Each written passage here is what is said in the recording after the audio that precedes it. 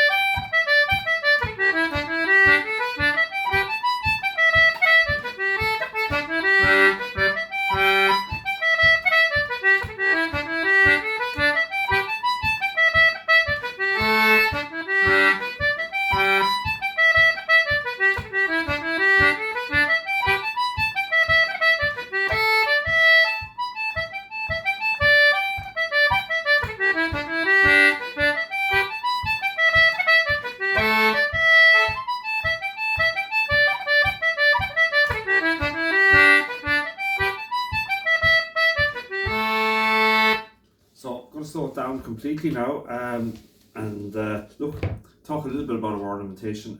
Tune I don't really play that often, hardly, and it's a bit ropey, but look, it is what it is. So this is the Flail. So I'm going to play it really slowly first. Look, some of the ornaments I'm using is cuts, like, so for example, G, C, G. On the high A's, high A, high C, A.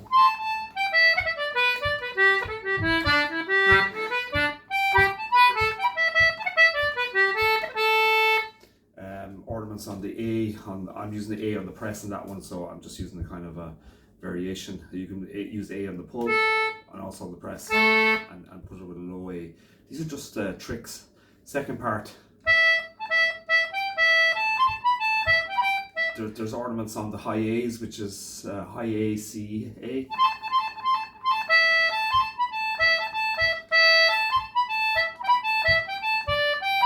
On the high G's, which is G, B, G.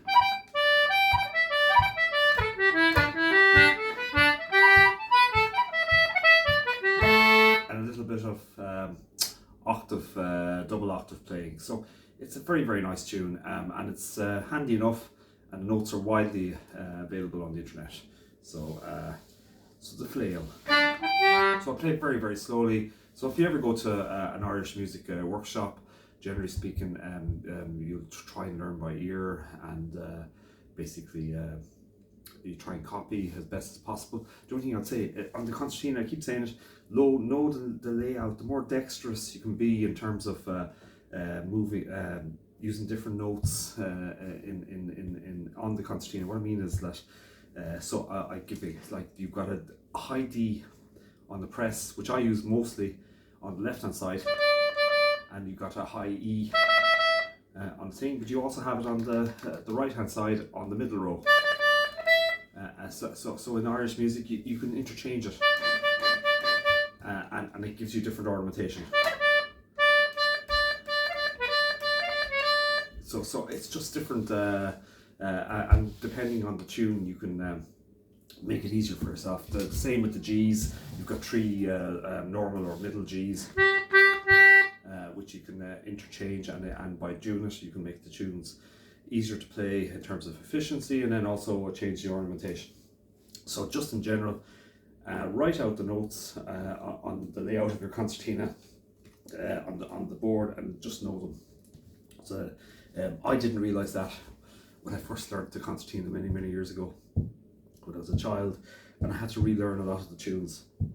Not to relearn them, but I was playing the concertina like an accordion, mainly using the middle row. And it's not wrong, but there's certain tunes that it just won't work on. So in general speaking, on the high E's and the high D's, I mostly use them on the left hand side. I can also use the B on the left hand side and the C natural, but obviously you got the B and C natural on the right hand side as well. So it depends on the tune. So anyway, the flail, I'm going to play very slowly.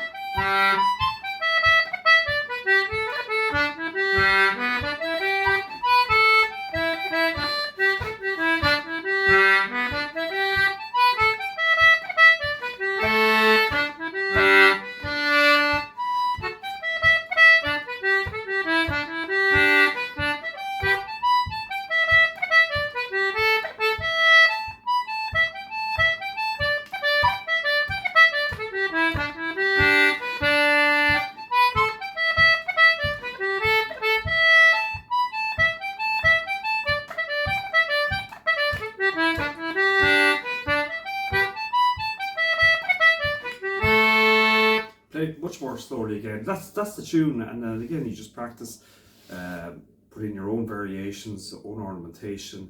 Think about the double octave playing. If you grace notes, you can put in pauses as well. I like pauses in the just to take the note out and then change it.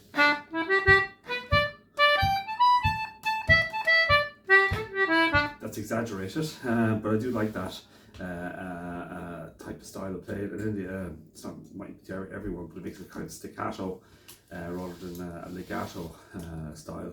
The other thing I like is like lengthening. I like to lengthen some of the notes as well in the bar every so often as a variation. So again, they're just thoughts that can be practiced. So I'll play really slowly again, and then I'll play it normally after.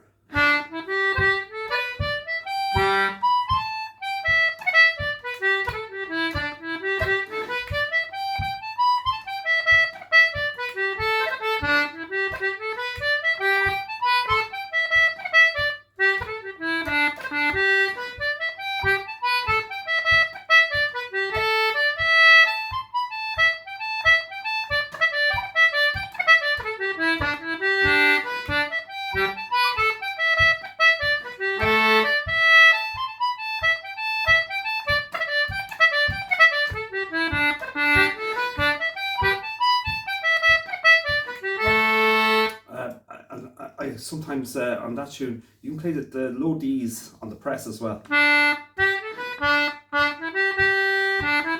So again, know your keyboard in terms of structure, and you can make up your own, not make up your own, but you can do your own ornamentation then depending on the finger layout or that you're using for the tune. So I'm going to play it regularly now.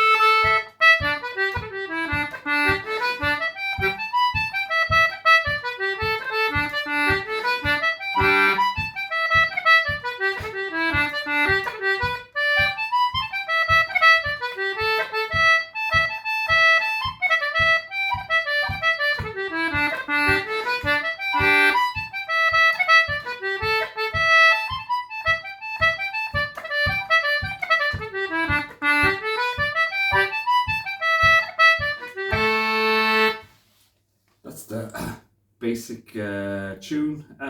The flail jig, definitely the notes are well available on the internet. You know well.